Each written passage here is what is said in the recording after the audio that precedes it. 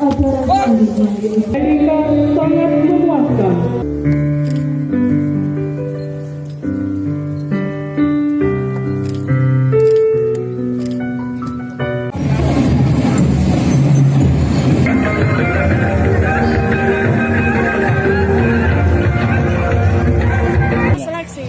Seleksi mahasiswa sekarang dalam tahap final kemarin yang melalui pola pembibitan dikoordinir bersama dengan Yang masih di luar lapangan dipersilakan para wisudawan sebanyak untuk menuju ke pusat lapangan. yang juga akan dilakukan pendidikan melalui berbagai unit-unit lembaga pendidikan di bawah Kementerian Perhubungan yang nantinya setelah lulus akan direkrut sebagai pegawai negeri.